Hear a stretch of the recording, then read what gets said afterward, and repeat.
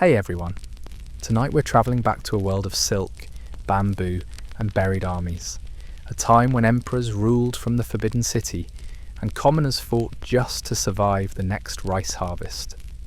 We're diving deep into ancient China, specifically the Han Dynasty, where life was beautiful, brutal and completely unforgiving.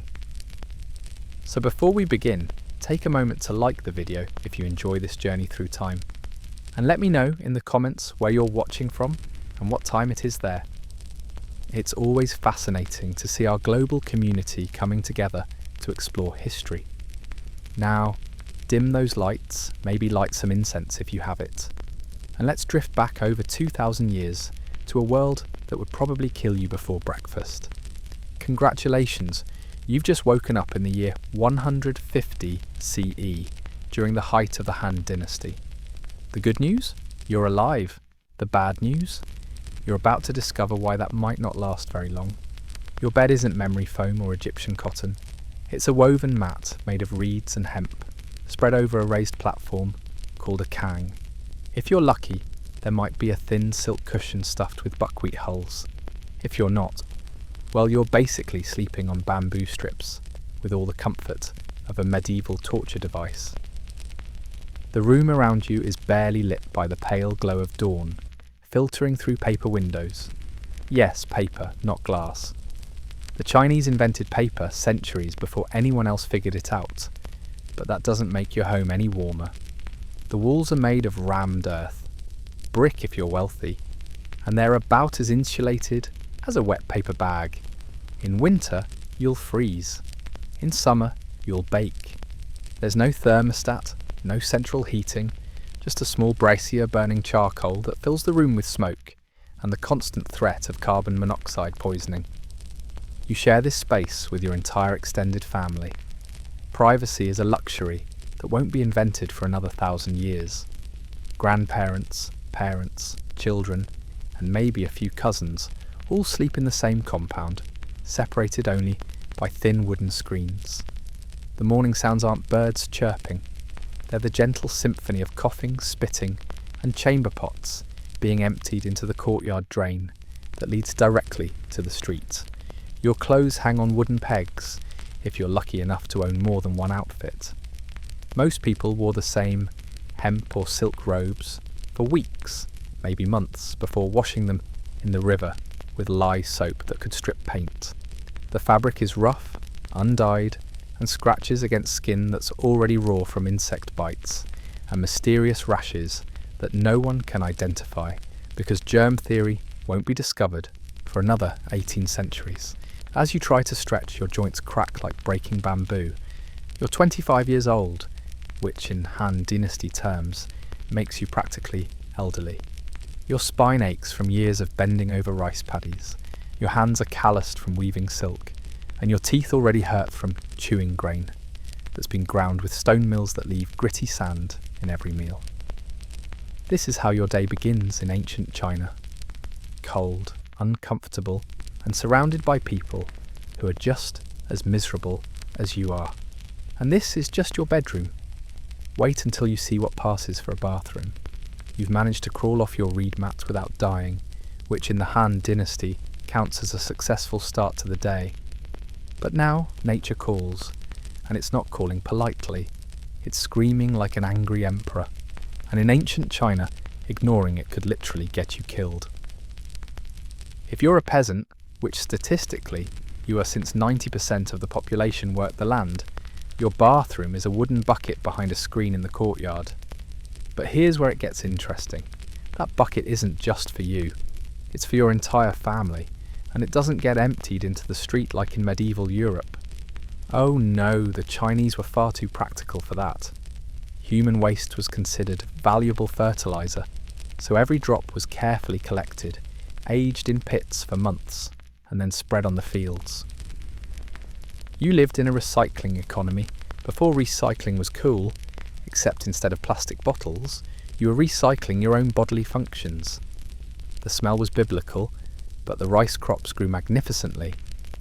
If you lived in a city, you might be lucky enough to use public latrines, which were essentially long wooden benches with holes cut in them, positioned over flowing streams or collection pits. You sat shoulder to shoulder with strangers, making small talk while your waste flowed away beneath you. Privacy wasn't just uncommon, it was considered antisocial. Bathroom time was community time. Toilet paper. The Chinese actually invented that too, but only the emperor's family could afford it. Everyone else used bamboo sticks, corn cobs, stones, or their left hand followed by a quick rinse in whatever water was available. The concept of toilet paper for commoners wouldn't catch on for another 1,000 years. But here's the truly terrifying part. Public sanitation in the cities. The waste from those latrines flowed into the same rivers where people drew drinking water, washed clothes and caught fish. Cholera, dysentery and typhoid ran through populations like wildfire. The average life expectancy was 35 years, and a significant portion of those deaths came from waterborne diseases that started in the bathroom. If you were wealthy enough to live in a compound with servants, you might have a private latrine, but even that was just a fancier hole over a collection pit. The servants who had to clean it out were at the very bottom of the social hierarchy, and they died young from exposure to diseases that we now know are transmitted through human waste. So whether you were emptying a bucket, squatting over a public bench, or using a private hole, the Han Dynasty bathroom experience was cold, smelly, communal, and potentially lethal. And you still haven't brushed your teeth, but we'll get to that nightmare next. You've survived the bathroom experience somehow. Now it's time for breakfast. And if you're expecting congee or steamed dumplings, prepare to be disappointed. The Han Dynasty breakfast was about survival, not satisfaction. If you're a farmer, which again you probably are, your morning meal consists of a bowl of millet porridge. Not rice millet. Rice was expensive and mostly reserved for the wealthy or special occasions. Millet is a grain that tastes like wet cardboard mixed with disappointment. It's boiled in water until it becomes a grey, glutinous paste that provides calories but not much else. On a good day, you might have some pickled vegetables, cabbage, radishes, or turnips that have been fermented in salt brine for months. The fermentation process was crucial because it preserved vegetables through the winter, but it also made everything taste like sour, salty misery. Fresh vegetables were only available during harvest season, and even then, most of the good produce went to the landlords and government officials. Your drink isn't tea, despite what you might think. Tea was a luxury item during the Han Dynasty, reserved for the wealthy and used primarily for medicinal purposes. You're drinking water, if you can call it that. Water drawn from wells that were often contaminated with runoff from the latrines, animal waste, and whatever industrial pollutants the local metalworkers and potters were dumping into the ground. If you're very lucky, you might have some fermented millet wine, which was weak, cloudy, and tasted like alcoholic gruel. But at least the fermentation process killed some of the bacteria that would otherwise turn your intestines into a war zone. Meat. Dream on. Most peasants ate meat maybe once a month, if that. A chicken was a valuable asset that produced eggs, so you didn't kill it for food unless it stopped laying. Pork was expensive. Beef was almost impossible to get because oxen were needed for ploughing, and fish was only available if you lived near a river and could afford the time to catch them instead of working in the fields. Spices were non-existent for the common people. Salt was heavily taxed by the government and controlled by state monopolies. Most food was bland, grey, and designed purely to keep you alive long enough to work another day. Malnutrition was rampant, which is why people were shorter, sicker, and died younger than we do today. Your breakfast doesn't energise you, it just prevents you from starving to death before noon. And now that you've choked down your millet paste and questionable water, it's time to go to work in a system that was designed to extract every ounce of labour from your body until you dropped dead in the fields. You've finished your grey breakfast gruel, and now it's time to get dressed. But don't expect a walk-in closet or seasonal wardrobe changes. In the Han Dynasty, you own exactly one outfit, maybe two, if you've been exceptionally fortunate or frugal. Your clothing is made of hemp if you're poor, silk if you're wealthy, and the difference isn't just about comfort, it's about survival. Hemp clothing is rough, scratchy, and provides minimal insulation. It's basically wearing a burlap sack that's been poorly tailored by someone who learned to sew by watching other people fail at it. The basic outfit for men consists of a long robe tied with a sash, loose trousers, and hemp shoes that provide about as much foot protection as thick socks. Women wear similar robes but longer, with multiple layers depending on their social status. The wealthy might have silk undergarments, while peasants went commando beneath their scratchy hemp robes. Colours matter intensely in Han society. Yellow is reserved for the emperor, purple for high nobles, red for officials, and the wealthy. If you're caught wearing the wrong colour, you could be arrested, beaten, or even executed for impersonating someone above your station. Most peasants wore undyed hemp, which was brown, grey, or the colour of dirt, which was practical since it matched the fields where they worked. Laundry is a nightmare. There are no washing machines, no soap as we know it, and certainly no dry cleaning. Clothes are beaten against rocks in the river with a mixture of plant ash and animal fat that might charitably be called soap. This process is so harsh that garments literally fall apart after a few months of washing. Undergarments are minimal. There's no elastic, no cotton, no comfortable fabrics. Everything is held together with ties, sashes, and hope. Women bind their chests with strips of cloth. Men wear loincloths that chafe constantly and provide minimal support for any physical labour. Shoes are made of woven hemp, or if you're wealthy, leather. But leather was expensive and mostly reserved for military officers and government officials.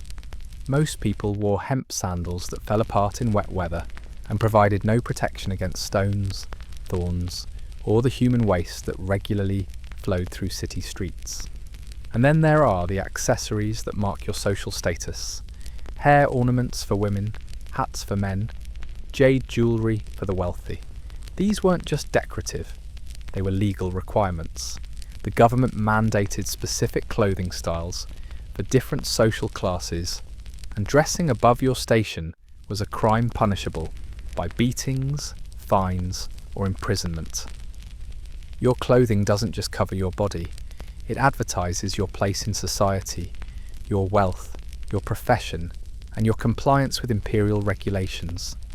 And every morning, as you put on your single, scratchy hemp robe, you're reminded that in the Han dynasty, even getting dressed is a political act.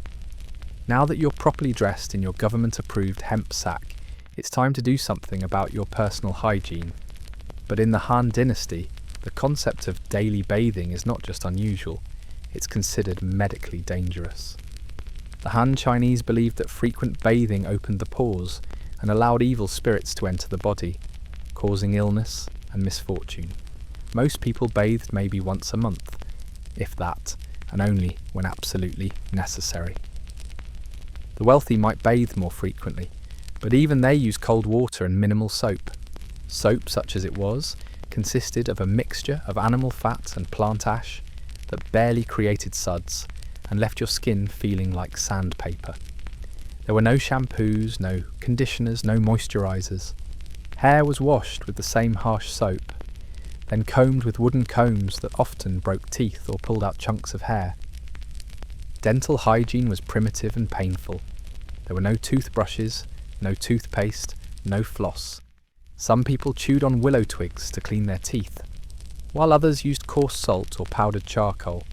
The wealthy might rinse their mouths with tea or wine, but most people simply lived with rotting teeth, constant pain, and breath that could knock birds out of trees.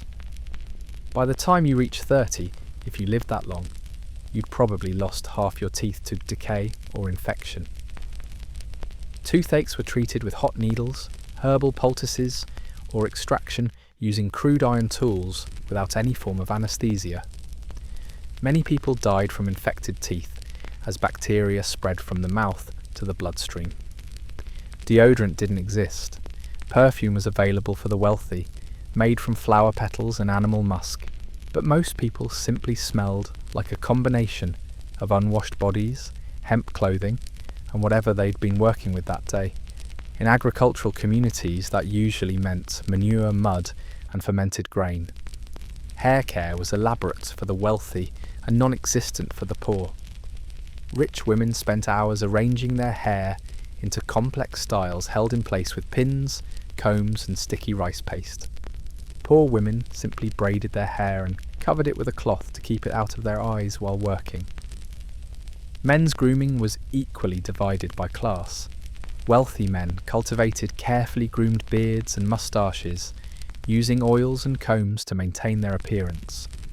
Poor men often couldn't afford the time or tools for grooming, so they either grew wild, unkempt beards, or shaved with dull knives that left their faces scarred and infected. Personal hygiene in the Han Dynasty wasn't about comfort or social acceptability. It was about basic survival and class distinction. The poor were dirty because they couldn't afford to be clean. The wealthy were clean because they could afford servants to help them bathe and dress. And everyone, regardless of social status, lived with smells, sores, and skin conditions that would send modern people running to the emergency room. You've managed to achieve the bare minimum of Han Dynasty cleanliness, which is to say, you've rinsed your face with questionable water and run your fingers through your hair. Now it's time to head to work. And if you think you're going to have a career, think again. In the Han Dynasty, you don't choose your profession. Your profession chooses you, usually based on what your father did, what your grandfather did, and what your great-grandfather did. If you're born into a farming family, which 90% of people were, you're going to be a farmer. Not because you love agriculture or have a passion for growing rice, but because that's what the law requires. The government needed agricultural workers to feed the empire, so social mobility was not just discouraged, it was illegal. Your workday begins before dawn and ends after sunset. There are no 8-hour days, no weekends, no vacation time, no sick leave. You work until you physically cannot work anymore, and then you work some more. The government demands a certain amount of grain production from each farming community, and if you don't meet the quota, everyone suffers. The tools you work with are primitive. A wooden plough pulled by an ox if you're lucky, or pushed by hand if you're not. Iron tools existed but were expensive, and often requisitioned by the government for military use. Most farming was done with wooden implements that broke frequently and had to be constantly repaired. Rice cultivation requires standing in flooded fields for hours at a time, often knee-deep in water mixed with human and animal waste that served as fertilizer. Your legs would be constantly covered in leeches, your skin waterlogged and infected, your back aching from bending over to plant and harvest individual stalks. The work was back-breaking, but it was also mind-numbing. The same motions day after day, season after season, year after year. There was no innovation, no improvement, no hope of doing anything different. You planted rice, you harvested rice, you delivered rice to the government collectors, and then you started over. If you weren't a farmer, you might be a craftsman, but that came with its own set of horrors. Metal workers dealt with furnaces that reached temperatures hot enough to melt iron, with no protective equipment except their own experience and whatever gods they prayed to. Silk workers spent their days in humid workshops, reeling silk from boiled cocoons, their hands constantly scalded by hot water and cut by silk threads. Potters worked with clay, mixed with human hair and animal dung to give it strength, breathing in dust that would eventually destroy their lungs. Carpenters used tools that were sharp enough to cut wood, but not precise enough to prevent frequent accidents that left them missing fingers or worse. Women who weren't needed for agricultural work might weave cloth, but this was done in poorly lit rooms with inadequate tools, leading to eye strain, back problems, and repetitive stress injuries that would cripple them by middle age. And through it all, the government took its share. Taxes, tributes, corvée labour requirements that could pull you away from your own work to build roads, canals, or imperial palaces. Your labour wasn't your own. It belonged to the emperor, administered by bureaucrats who had never worked a day in the fields, but knew exactly how much rice you should be producing. Work in the Han dynasty wasn't a career. It was a sentence, served until death finally provided parole. You've spent the morning breaking your back in the fields, or scalding your hands in a silk workshop. Now the sun is directly overhead, which means it's time for the midday meal. But don't expect a lunch break with co-workers or a quick trip to the local food court. Meals in the Han dynasty are about survival, not satisfaction. If you're working in the fields, your midday meal consists of whatever you could carry with you from home. Usually, this means cold millet gruel in a gourd container, maybe some pickled vegetables wrapped in large leaves, and water that's been sitting in the sun all morning, breeding bacteria and tasting like warm pond water. The wealthy might have servants bring them fresh food, but even they're limited by what's available and what won't spoil in the heat. Rice was precious, so most people ate millet, barley, or wheat made into thick, flavourless porridge. Vegetables were pickled, fermented, or dried because refrigeration wouldn't be invented for another 2,000 years. Meat was almost non-existent for commoners. If you were very fortunate, you might have some dried fish or a small piece of preserved pork, but these were luxury items saved for special occasions or festivals. Most protein came from insects, eggs when available, or tofu, which the Chinese had invented but wasn't yet widely distributed. Spices and seasonings were controlled by the government and prohibitively expensive for ordinary people. Salt was a state monopoly, taxed so heavily that many people couldn't afford it. Food was bland, repetitive, and often spoiled because there was no way to preserve it properly in the heat and humidity. Eating utensils were primitive. The wealthy used chopsticks made of bamboo or wood, but most people ate with their hands or crude wooden spoons. Plates were made of wood or clay, often cracked and harbouring bacteria that would cause intestinal problems. The social aspect of eating was rigidly controlled by class and gender. Men ate first, then women, then children. The best food went to the head of the household, then trickled down according to social hierarchy. Women often ate last and least, which contributed to malnutrition and high maternal mortality rates. Meals were eaten in silence or with minimal conversation. There was no leisurely dining, no social interaction over food. You ate quickly and efficiently, then returned to work. Food was fuel, nothing more, and always hanging over every meal was the threat of famine. Bad weather, insect plagues, government requisitions, or military campaigns could destroy entire harvests, leaving communities starving. People remembered hunger intimately and ate with the knowledge that the next meal was never guaranteed. During times of scarcity, which were frequent, people ate bark, grass, leaves, and anything else that could provide calories without immediately poisoning them. Cannibalism during severe famines was not unheard of, though it was never officially acknowledged by the government. Your midday meal in the Han dynasty isn't a break from work. It's a grim reminder that survival depends on forces completely beyond your control, and that today's meagre portion might be tomorrow's fond memory.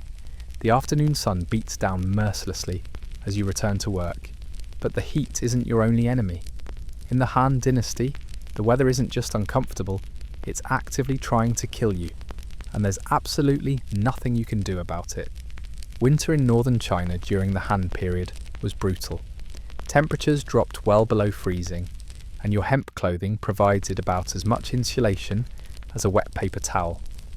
Homes had no insulation, no central heating, just small charcoal braziers that filled rooms with toxic smoke while providing minimal warmth. Frostbite was common and often led to infection and death. People huddled together for warmth, sharing body heat and breath, which meant that when one person got sick, everyone got sick. Respiratory infections spread like wildfire through communities where entire families slept in the same room with no ventilation. Firewood was expensive and often requisitioned by the government for military use, leaving civilians to burn whatever they could find: furniture, clothing, even their own wooden tools. Some people froze to death in their own homes, found days later by neighbours who were themselves barely surviving. Spring brought different horrors. Flooding was frequent and catastrophic, as the Yellow River and other waterways regularly burst their banks, destroying crops, homes, and entire communities. The government's flood control efforts were massive, but often ineffective, and when the floods came, people had nowhere to go and no resources to rebuild. Summer heat was oppressive, with temperatures reaching levels that would be dangerous even with modern cooling systems. Without air conditioning, fans, or even adequate ventilation, people suffered from heat exhaustion, dehydration, and heat stroke. Work continued regardless, because there was no alternative. The humidity during summer months created perfect conditions for disease. Malaria, carried by mosquitoes that bred in rice paddies and standing water, killed thousands every year. Dysentery and cholera spread through communities where human waste was used as fertilizer, and drinking water came from contaminated sources. Autumn brought the threat of typhoons and severe storms that could destroy entire harvests just before collection. Without modern weather prediction, storms struck without warning, leaving communities starving through the winter. But perhaps the most terrifying aspect of Han Dynasty weather was its unpredictability. A single bad harvest could lead to famine that killed millions. Too much rain, too little rain, late frost, early frost, insect swarms, plant diseases, any of these could turn a surviving community into a dying one. The government tried to maintain grain reserves for emergencies, but corruption, mismanagement, and the sheer scale of the empire meant that help often arrived too late, or not at all. Local communities were expected to be self-sufficient, which meant that when the weather turned against them, they were on their own. Clothing offered no protection against the elements. Hemp fabric became stiff and uncomfortable in cold weather, provided no insulation when wet, and offered no cooling in hot weather. People worked in whatever weather conditions existed, because there was no choice. Weather in the Han Dynasty wasn't just a daily inconvenience, it was a constant threat to survival, and everyone lived with the knowledge that the next seasonal change might be their last. You've survived another scorching afternoon in the fields, assuming the heat hasn't killed you, the insects haven't drained all your blood, and you haven't collapsed from exhaustion. Now it's time for the evening meal, which is essentially the same as every other meal you've had for your entire life, except now you're too tired to taste how terrible it is. Dinner in a Han Dynasty peasant household begins with the same millet porridge you've been eating since childhood, supplemented by whatever vegetables you manage to grow in the small plot behind your home. If you're lucky, there might be some soybeans, which provide protein but taste like dirt mixed with disappointment. The cooking is done over an open fire in the courtyard, or in a small kitchen area with no ventilation. Smoke fills the air, stinging your eyes and coating everything with a layer of soot. The fuel is whatever you can find: dried grass, animal dung, scraps of wood, maybe some charcoal if you've managed to save enough money to buy it. Your cooking utensils are primitive: clay pots that crack easily and harbour bacteria, wooden spoons that splinter, iron knives that rust and dull quickly.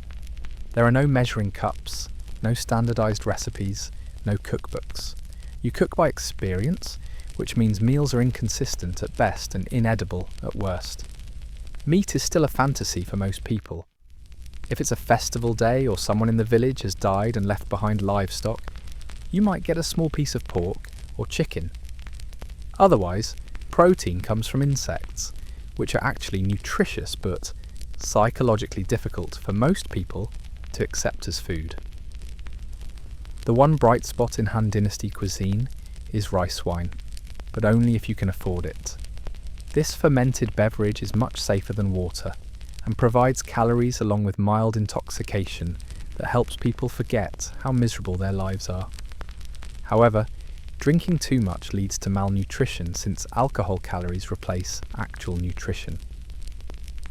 Tea exists but is expensive and used primarily for medicinal purposes. Most people drink water despite knowing it might make them sick, because there's no alternative. Wells are often contaminated, rivers carry runoff from fields fertilised with human waste, and boiling water requires fuel that most people can't afford to waste. The evening meal is eaten by candlelight or oil lamps, which provide minimal illumination and fill the room with smoke. Conversation is limited because people are exhausted from work and focused on eating enough to have energy for tomorrow's labour. Children eat last and least, which contributes to high infant mortality and stunted growth. Women often go without food to ensure their husbands and sons have enough energy for physical labour, leading to malnutrition, anemia, and complications during pregnancy and childbirth. Food spoilage is a constant concern. Without refrigeration, meat and vegetables rot quickly in warm weather. People eat spoiled food because throwing it away means going hungry, leading to food poisoning, intestinal parasites, and digestive problems that can become life-threatening. Dinner in the Han Dynasty isn't a social occasion or a culinary experience. It's a biological necessity performed under conditions that would horrify modern health inspectors. You eat because you must, not because you want to, and you go to bed hoping you'll wake up healthy enough to do it all again tomorrow. You've choked down your evening portion of millet gruel and whatever questionable vegetables you could scrounge together. Your stomach feels full but unsatisfied, the way it always does after meals that provide calories but no actual nutrition. Now, as darkness falls over your corner of the Han Empire, it's time to address your spiritual obligations, whether you want to or not. Religion in the Han Dynasty isn't optional. It's woven into every aspect of daily life, from the food you eat, to the clothes you wear, to the way you arrange your furniture. The dominant philosophical and religious traditions, Confucianism, Taoism, and various folk beliefs, don't just guide your moral behaviour. They control your legal status, social interactions, and chances of survival. Confucianism demands absolute respect for authority and social hierarchy. This means you bow to your parents, your employers, government officials, and basically anyone who outranks you in the complex social system. Failure to show proper respect isn't just rude, it's illegal and can result in beatings, imprisonment, or exile. Your daily routine includes ritual observations that mark your place in society. You perform ancestor worship, burning incense, and offering food to the spirits of dead relatives who you've never met but who supposedly watch over your family. These ceremonies require expensive incense, special foods, and time that you can't afford, but skipping them brings social ostracism and possible prosecution for impiety. Taoism influences how you interact with the natural world, but not in the peaceful, harmonious way that modern people imagine. Taoist practices in the Han Dynasty include complex rituals designed to balance opposing forces, predict the future, and avoid supernatural punishment for breaking cosmic rules that nobody fully understands. Local folk religions add another layer of supernatural terror to daily life. Every tree, rock, stream, and building is potentially inhabited by spirits that must be appeased with offerings and proper behaviour. Step on the wrong stone, cut down the wrong tree, or build your house in the wrong location, and you might anger forces that will destroy your crops, kill your livestock, or curse your children. The government uses religion as a tool of control. The emperor is considered the son of heaven, with a divine mandate to rule. Criticising the government isn't just treason, it's blasphemy against heaven itself. Religious festivals and ceremonies reinforce social hierarchy and political compliance. Temples are everywhere, but they're not places of comfort or refuge. They're expensive to maintain, requiring donations that most people can't afford. The priests are often corrupt, demanding payments for ceremonies, predictions, and spiritual services that may or may not have any effect. Religious laws govern everything from marriage to business transactions to agricultural practices. Plant your crops on the wrong day, according to the religious calendar, and you're not just risking a bad harvest. You're violating cosmic order. The penalties for religious violations can be as severe as those for criminal offences.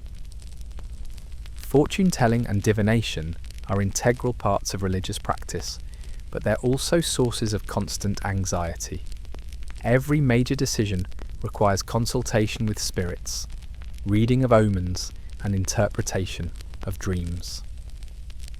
These consultations cost money and often provide contradictory advice, leaving people paralysed by supernatural uncertainty. Religious practice in the Han Dynasty doesn't provide comfort or community. It creates another layer of rules, expenses, and fears that make daily survival even more difficult. You practice religion not because it enriches your life, but because failing to do so could literally get you killed. You've completed your religious obligations for the day, burning what little incense you could afford, and mumbling prayers to ancestors who probably lived lives just as miserable as yours.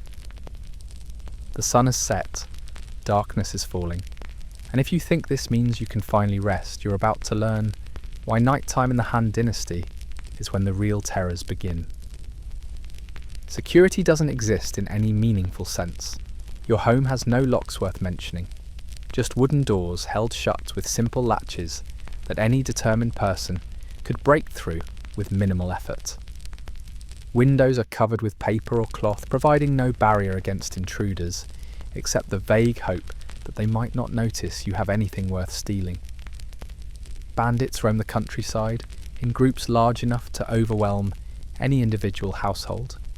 They're often deserters from the Imperial Army, desperate peasants from failed harvests, or organised criminals who know that law enforcement is minimal, and justice is whatever the strongest person decides it should be. The local magistrate might be days away, assuming he exists at all and isn't corrupt. Rural communities are essentially on their own when it comes to protection. If bandits decide to raid your village, your options are to hide, run, or die, because there's no police force coming to save you. Even in cities, nighttime brings different, but equally serious dangers. Streets are unlit except for whatever torches or lanterns individuals might carry. Getting lost in the maze of narrow alleys means stumbling around in complete darkness, stepping in human waste, falling into ditches, or walking directly into the territory of criminals who know the area better than you do. Fire is a constant threat that becomes deadly at night. Homes are built primarily of wood and paper, heated by open flames, lit by candles and oil lamps. When fires start, they spread rapidly through densely packed neighbourhoods. There are no fire departments, no organised emergency response, just neighbours with buckets trying to prevent entire districts from burning down. Wild animals pose real dangers, especially in rural areas.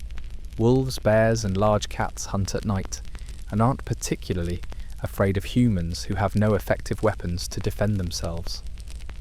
Livestock are frequent targets, but farmers trying to protect their animals often become victims themselves. Supernatural fears add psychological terror to physical dangers. The Han Chinese believed that nighttime was when evil spirits, ghosts and demons were most active. Every strange sound, shadow, or unexplained phenomenon could be interpreted as supernatural threat, leading to panic and irrational behaviour that created real danger. Disease spreads more easily at night when families crowd together in poorly ventilated spaces, sharing air, warmth, and whatever pathogens they've picked up during the day. Respiratory infections, skin diseases, and parasitic infestations thrive in these conditions. Sleep itself is fitful and interrupted. You're listening for sounds that might indicate danger, dealing with insects that bite constantly, uncomfortable bedding that provides little rest, and the knowledge that tomorrow will bring the same exhausting cycle of survival that today brought. Nighttime in the Han Dynasty isn't a period of rest and recovery. It's 8 hours of vulnerability, when all the dangers of daily life become amplified and new terrors emerge from the darkness. You've somehow survived the night without being killed by bandits, eaten by wild animals, burned alive in a fire, or possessed by evil spirits. Congratulations! You've made it through one complete day in the Han Dynasty, which statistically puts you ahead of a significant percentage of the population. But before you start feeling too proud of yourself, let's talk about what this kind of life does to the human body over time. By the age of 30, if you live that long, your body is essentially broken. Decades of malnutrition have left you shorter, thinner, and weaker than people in developed countries today. Your bones are brittle from calcium deficiency, your teeth are rotting from poor diet and no dental care, and your muscles are simultaneously overdeveloped from constant physical labour and wasted from inadequate nutrition. Your skin tells the story of your life. Scars from agricultural tools, burns from cooking fires, insect bites that have become infected, rashes from poor hygiene, and rough clothing. Your hands are permanently stained and calloused. Your feet are deformed from walking on uneven ground in inadequate shoes, and your back is permanently bent from years of bending over rice paddies. Respiratory problems are universal. Everyone has a chronic cough from breathing smoke, dust, and whatever industrial pollutants the local workshops are producing. Lung diseases kill people young, and there's no treatment except rest, which nobody can afford, and herbal remedies that are often more dangerous than the original illness. Intestinal parasites are so common that they're considered normal. Everyone has worms, amoebas, and bacterial infections that cause chronic digestive problems, malnutrition, and weakness. The symptoms are accepted as part of life, and the infections are passed from person to person through contaminated water and food. Women face additional health challenges from repeated pregnancies, often beginning in their early teens. Without modern medical care, complications during pregnancy and childbirth are often fatal. Those who survive multiple pregnancies are left with damaged reproductive systems, weakened bones, and bodies that are prematurely aged by decades. Mental health deteriorates, along with physical health. The constant stress of survival, combined with malnutrition and chronic illness, leads to what we would now recognise as depression, anxiety, and other psychological disorders. But in the Han Dynasty, mental illness is attributed to moral failing, supernatural possession, or ancestral displeasure, leading to treatments that make the original problems worse. The cumulative effect of a Han Dynasty life is bodies that are worn out by middle age, and minds that are broken by the relentless grind of survival. People don't retire or grow old gracefully. They work until they physically cannot work anymore. Then they become burdens on families who can barely support themselves. Death, when it finally comes, is often slow and painful. Without effective medicine, people die from infections that modern antibiotics could cure in days. They die from complications of diseases that proper nutrition could prevent. They die from injuries that basic first aid could treat. But perhaps the most tragic aspect of Han Dynasty health is how preventable most of the suffering was. The knowledge existed to build better sanitation systems, improve nutrition, and create safer working conditions. But the social and political systems prioritised imperial grandeur over human welfare, leaving entire populations to suffer and die from problems that could have been solved. Your body in the Han Dynasty isn't your temple, it's your prison, gradually breaking down under conditions that no human should have to endure. While you watch helplessly and count yourself lucky for every day you wake up still breathing. We've followed you through a single day in the Han Dynasty, from your uncomfortable awakening on a reed mat to your exhausted collapse at night time. And by now, it should be clear why the title of this video isn't hyperbole. You genuinely wouldn't last a day in ancient China, and neither would almost anyone alive today. The Han Dynasty wasn't the romantic world of flowing silk robes and elegant poetry that Hollywood likes to portray. It was a brutal, hierarchical society where 90% of the population lived in conditions that would be considered extreme poverty today. The beautiful artifacts in museums, the elegant calligraphy, the sophisticated philosophy, all of that was created by and for the tiny elite who ruled over millions of suffering peasants. But here's what's truly remarkable. Despite all the suffering, disease, malnutrition, and oppression, the Han Dynasty created one of the most advanced civilizations in human history. They invented paper, the compass, gunpowder, and printing centuries before these technologies appeared anywhere else. They built massive irrigation systems, created sophisticated government bureaucracies, and established trade routes that connected China to the rest of the world. The Silk Road, one of history's greatest commercial networks, was built on the backs of people who lived the kind of life we've described today. The Great Wall, one of humanity's most impressive architectural achievements, was constructed by workers who died in massive numbers from the harsh conditions we've explored. Chinese medicine, philosophy, and literature reached heights that still influence the world today, created by scholars who were supported by the labour of people who could barely read their own names. The paradox of the Han Dynasty is that extraordinary cultural and technological achievements emerged from a society where most people lived lives of quiet desperation. This wasn't unique to China. Every ancient civilization was built on similar foundations of mass suffering supporting elite achievement. Ancient Egypt created the pyramids through slave labour. The Roman Empire built roads and aqueducts, while most citizens lived in conditions we've described. Medieval Europe produced magnificent cathedrals, while peasants died of plague and starvation.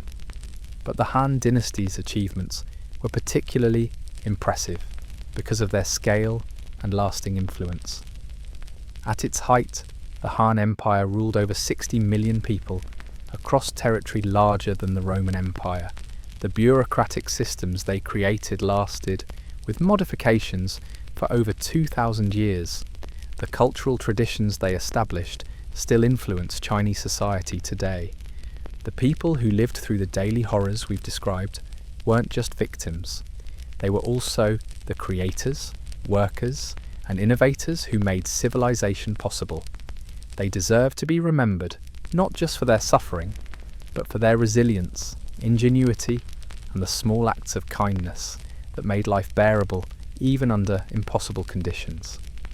So tonight, as you drift off to sleep in your climate-controlled room, with clean water available at the turn of a handle and medical care just a phone call away, remember the millions of people who lived and died to create the world you inherited.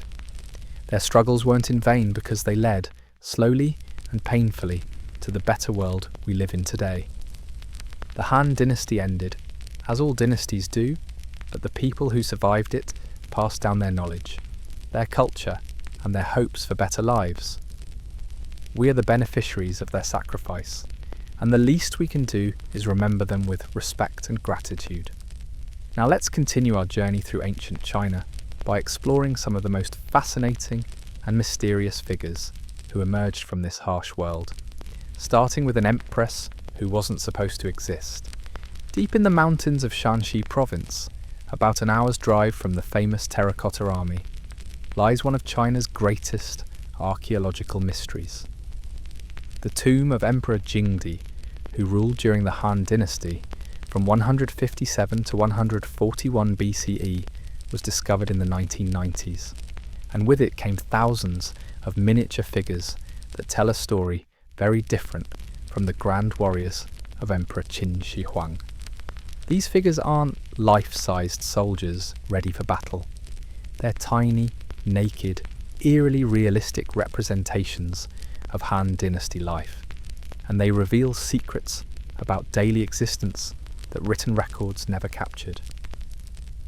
The figurines are about 2 feet tall, carved with extraordinary detail, showing people from every level of society: farmers, servants, musicians, dancers, officials, and slaves. But here's what makes them so haunting.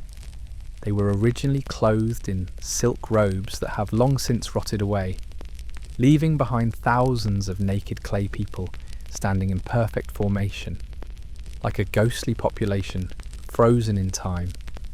The silk was so fine that we can still see the impressions it left on the clay, showing us exactly how people dressed, how clothes were tailored, and how social status was displayed through fashion. The tomb itself is enormous, larger than 40 football fields, and it was designed as a miniature version of the Han Empire.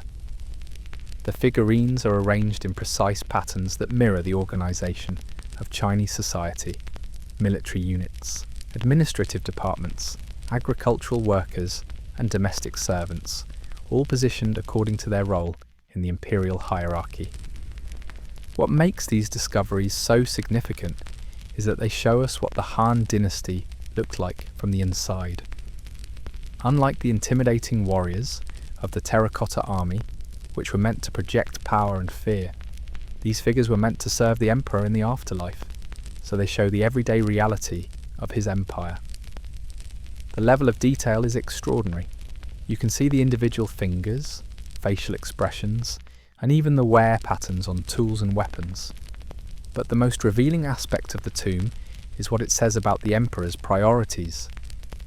While Qin Shi Huang surrounded himself with warriors for protection in the afterlife, Emperor Jingdi surrounded himself with farmers, craftsmen, and administrators.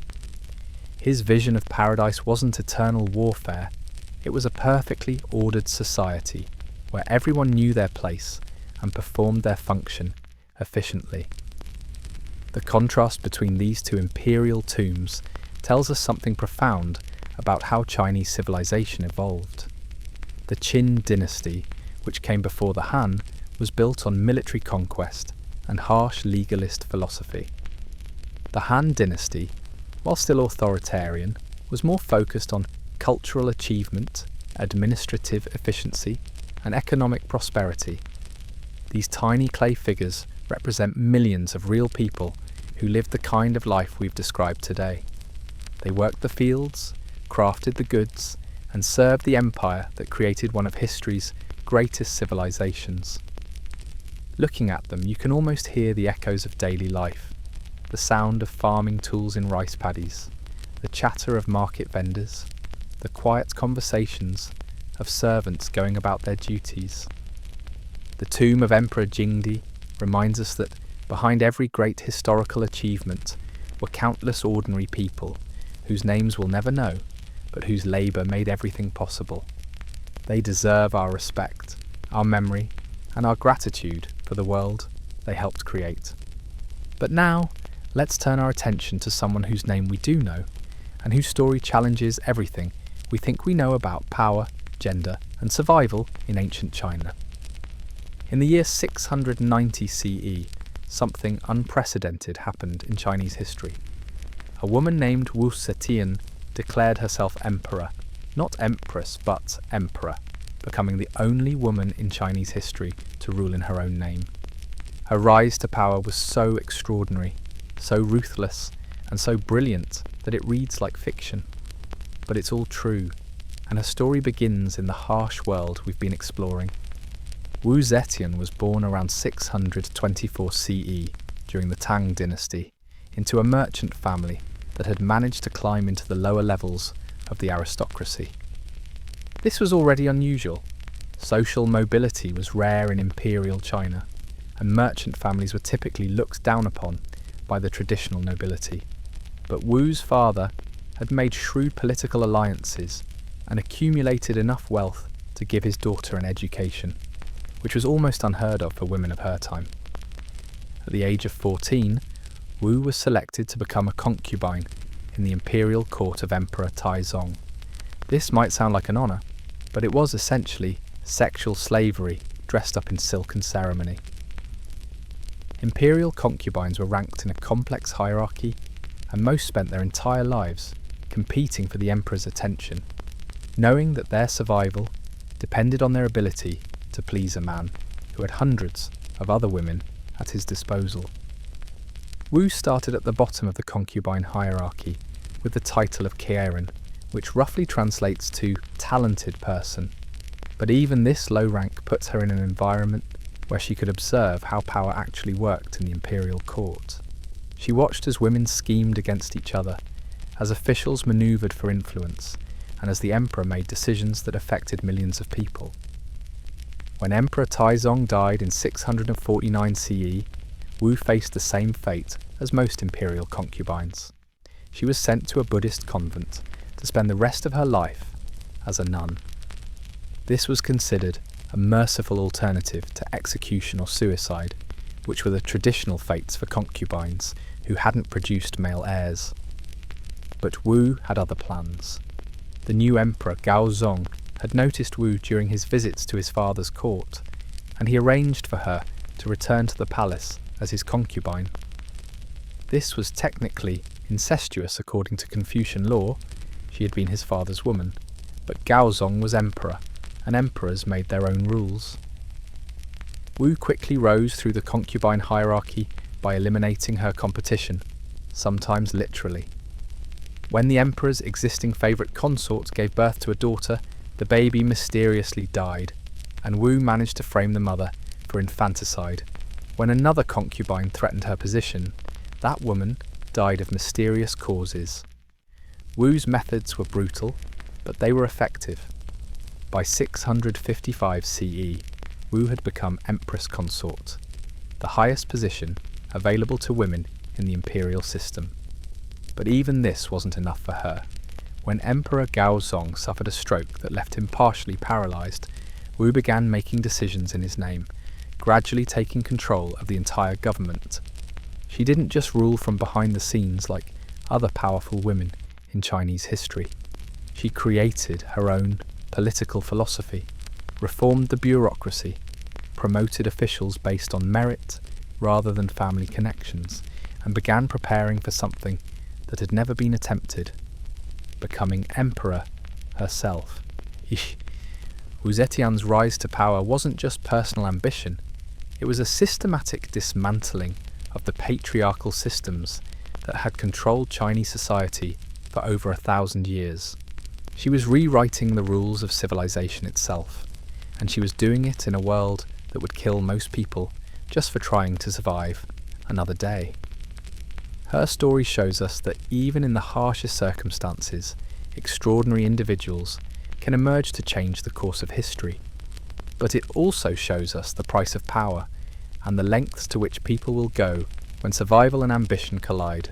Wu Zetian's path to ultimate power required eliminating everyone who stood in her way, and she did so with a combination of political brilliance and ruthless violence that would have impressed Machiavelli. By the 670s, she was effectively ruling the Tang Empire, while her husband, Emperor Gaozong, sat on the throne as a figurehead, weakened by illness and completely under her control. But Wu knew that ruling from behind the scenes wasn't enough. Chinese political tradition demanded that legitimate authority come from the mandate of heaven, which supposedly could only be granted to male rulers. Wu needed to convince the entire empire that heaven itself had chosen her to rule, despite the fact that she was a woman in a society that considered women inherently inferior. Her first step was to eliminate the existing imperial family. When Emperor Gaozong died in 683 CE, Wu manoeuvred to have her own sons placed on the throne as puppet emperors. When they showed signs of independence, she had them deposed and exiled. She systematically purged the government of officials who might oppose her, using a network of secret police and informants that would have made Stalin proud. Wu created her own secret police force called the Cruel Officials, who used torture, execution, and intimidation to maintain control. Thousands of people died during her rise to power, including members of her own family who posed potential threats to her authority. She didn't just eliminate enemies, she eliminated anyone who might become an enemy. But Wu wasn't just a brutal dictator, she was also a brilliant administrator who understood that long-term power required legitimacy beyond fear. She reformed the imperial examination system to promote officials based on merit, rather than aristocratic birth, opening government positions to talented individuals from lower social classes. This created a new class of administrators who owed their positions to her personally rather than to traditional family networks.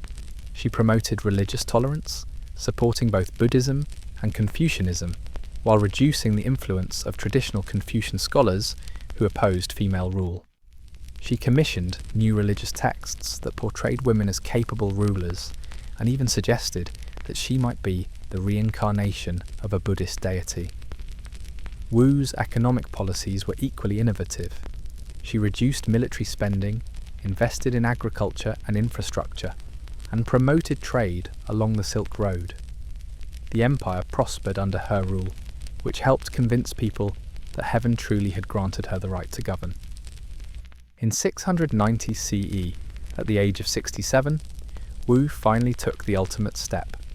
She declared herself emperor, not empress, adopting the name Wu Zetian, which means Wu who follows heaven's will.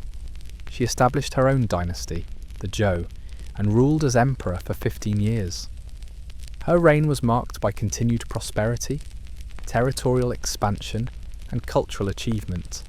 She commissioned magnificent Buddhist temples, promoted literature and the arts, and maintained peace and stability throughout the empire.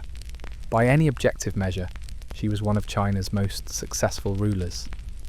But Wu's greatest achievement wasn't just that she seized power, or even that she ruled effectively. It was that she fundamentally changed how Chinese people thought about authority, merit, and gender.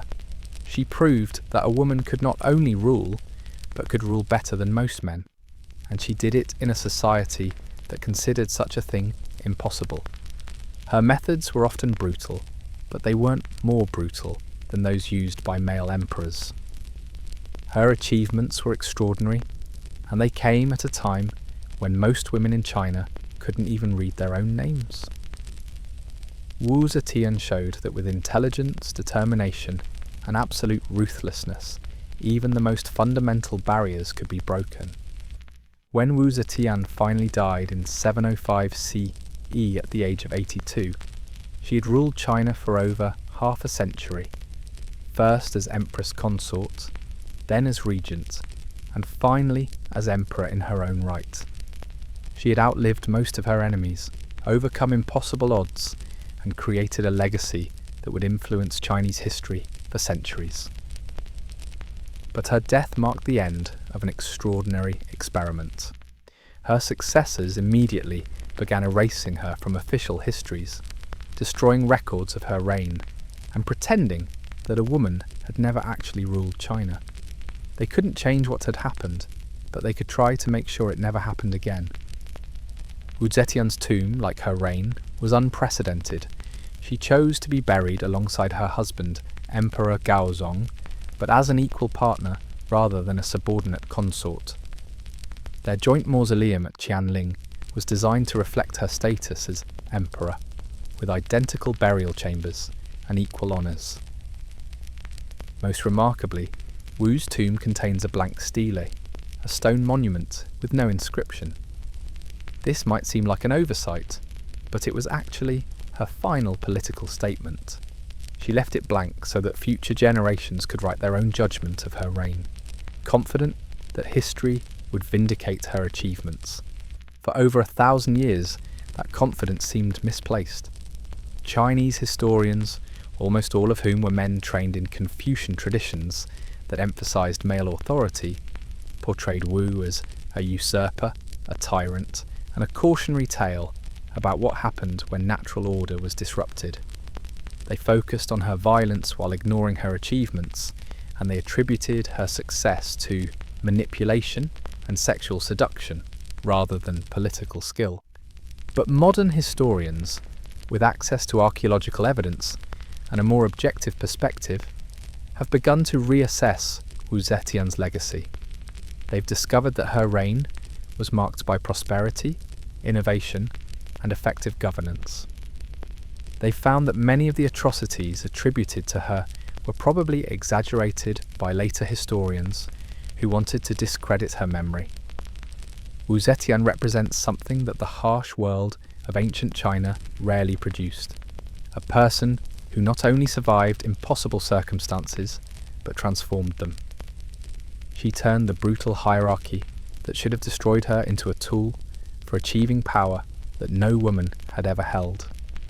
She proved that intelligence and determination could overcome seemingly insurmountable obstacles. Her story reminds us that history is full of extraordinary individuals whose achievements were forgotten or distorted because they didn't fit the expectations of their time. Wu Zetian ruled one of the world's greatest empires during one of its most prosperous periods, and she did it in an age when most people struggled just to survive from day to day. The blank stele she left behind is finally being filled in, and the inscription reads, "Here lies one of history's most remarkable rulers, who happened to be a woman in a world that said women couldn't rule." Now let's journey even further back in time to explore one of the most enduring mysteries of ancient China: the Terracotta Army and the emperor who built it. A man whose paranoia about death led him to create one of history's most extraordinary monuments. In 1974, farmers digging a well near Xi'an in central China made one of the most spectacular archaeological discoveries in human history.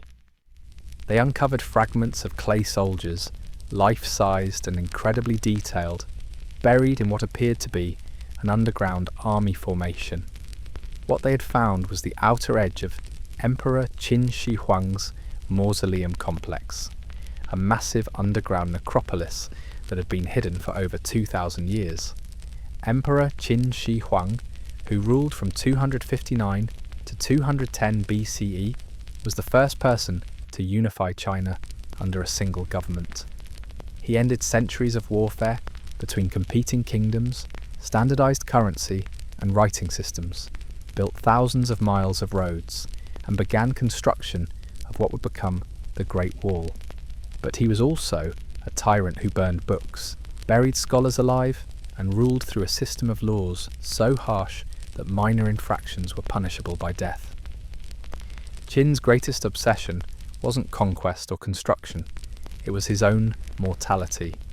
Despite wielding more power than any person in Chinese history, he was terrified of death and spent enormous resources searching for elixirs of immortality. He sent expeditions to mythical islands where immortals supposedly lived, consumed dangerous mercury-based medicines that probably hastened his death, and built elaborate tombs designed to ensure his survival in the afterlife. The Terracotta Army was part of this massive effort to achieve immortality. Qin believed that he would need protection in the afterlife, so he commissioned artisans to create an entire army of clay soldiers to guard his tomb. The army consists of over 8,000 life-sized warriors, each with unique facial features, expressions, and equipment. No two soldiers are identical, but the army represents only a tiny fraction of the Emperor's mausoleum complex. Ground-penetrating radar and archaeological surveys have revealed that the entire necropolis covers over 20 square miles and contains thousands of additional burial pits. Most of these remain unexcavated, partly because the Chinese government wants to preserve them for future archaeological techniques, and partly because of what excavations have already revealed. The tomb complex contains representations of the Emperor's entire world: clay musicians, acrobats, and entertainers, bronze birds and animals, model buildings and landscapes, even rivers of mercury that were designed to flow continuously through miniature representations of Chinese geography. It's as if Qin tried to recreate his entire empire in miniature, so he could rule it forever. The human cost of building this monument was staggering.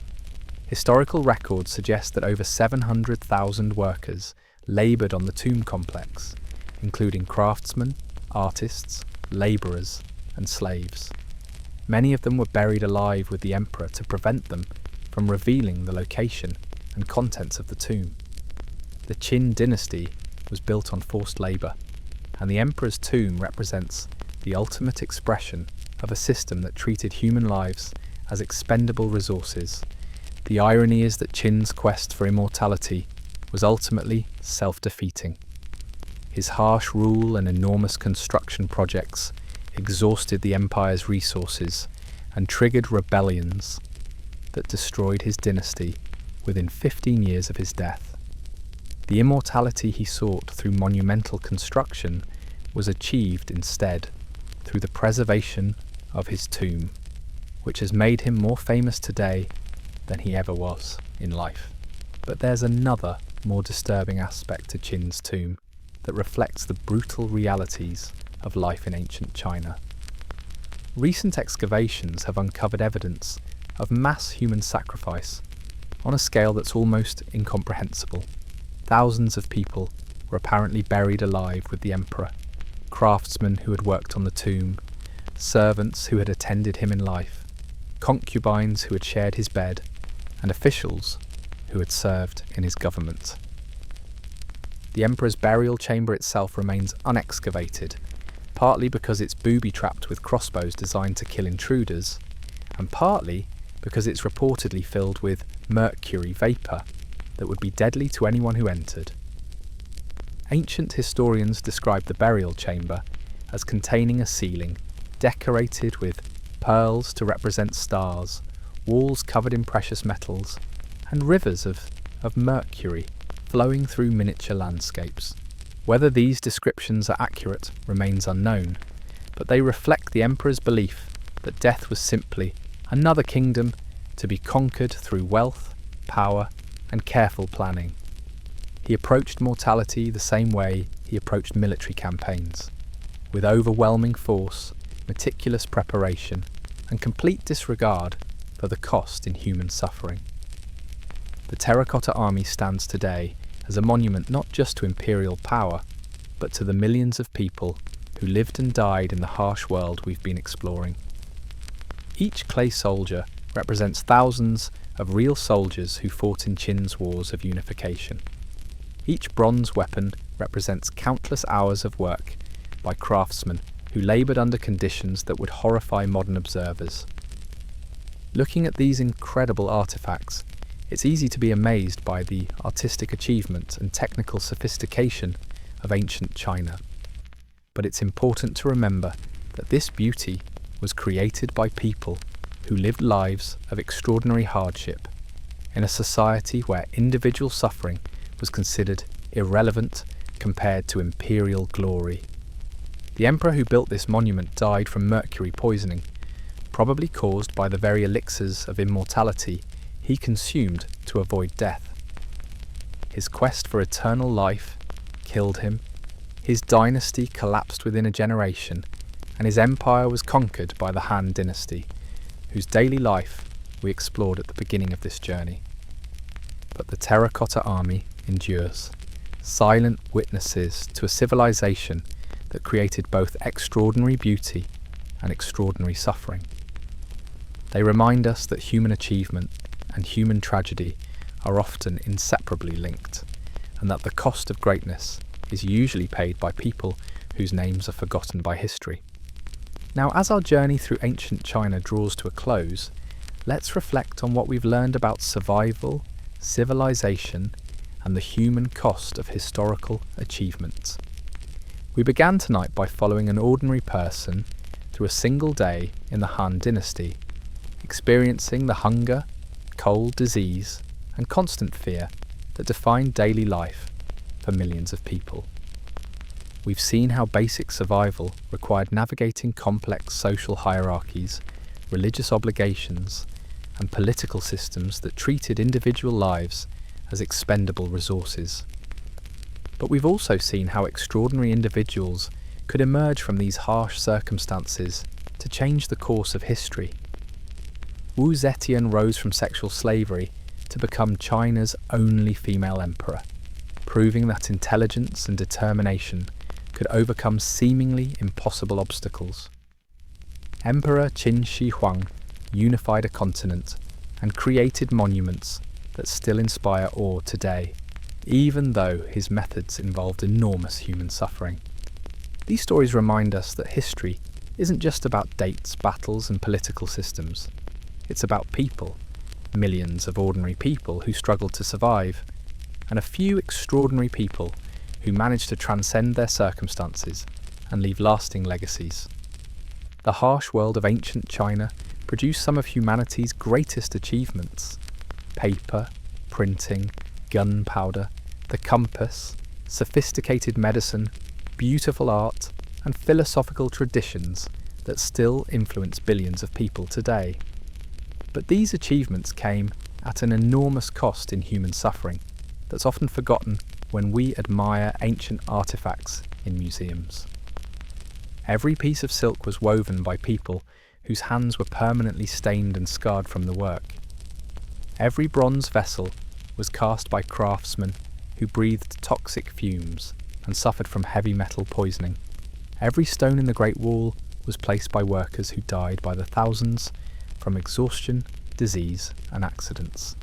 The paradox of ancient Chinese civilization is that extraordinary beauty and wisdom emerged from a world that was often ugly and brutal. The same society that produced the poetry of Li Bai and the philosophy of Confucius also practiced slavery, executed people for minor crimes, and treated women as property. This isn't unique to China. Every ancient civilization was built on similar foundations of mass suffering supporting elite achievement. But Chinese civilization is particularly remarkable because of its continuity and influence. The cultural traditions established during the harsh periods we've explored tonight continue to shape Chinese society today, and through China's growing global influence, they're shaping the entire world. Understanding this history helps us appreciate both how far human society has progressed and how fragile that progress really is. The clean water, medical care, food security, and personal freedom that we take for granted today are recent achievements that required centuries of struggle to develop and can be lost much more quickly than they were gained. The people who lived in ancient China weren't different from us in any fundamental way. They had the same hopes, fears, and dreams that we do. They loved their families, worried about their futures, and tried to find meaning in difficult circumstances. The main difference is that they lived in a world where survival required extraordinary effort and often extraordinary sacrifices. Their struggles weren't in vain because they led, slowly and painfully, to the better world we live in today. We are the beneficiaries of countless generations who endured hardship, preserved knowledge, and gradually built the foundations of modern civilization. So tonight, as you drift off to sleep in comfort and safety that would have seemed miraculous to people in ancient China, remember those who came before. Their stories aren't just ancient history, they're the foundation of our present and the key to understanding our future. The Han dynasty ended over 1500 years ago, but the echoes of that world still resonate today. In the sound of wind through bamboo groves, in the taste of tea steeped in ancient traditions, in the wisdom of philosophers who found meaning in suffering, and in the resilience of people who refused to give up hope even when hope seemed impossible. Close your eyes and listen to those echoes. Let them remind you that human beings are capable of both extraordinary cruelty and extraordinary beauty, often at the same time. Let them remind you that survival and dignity are achievements that require constant effort and vigilance. And let them remind you that we are all part of an ongoing story that began in the rice paddies and imperial courts of ancient China and continues in the choices we make today about how to treat each other and what kind of world we want to leave for future generations.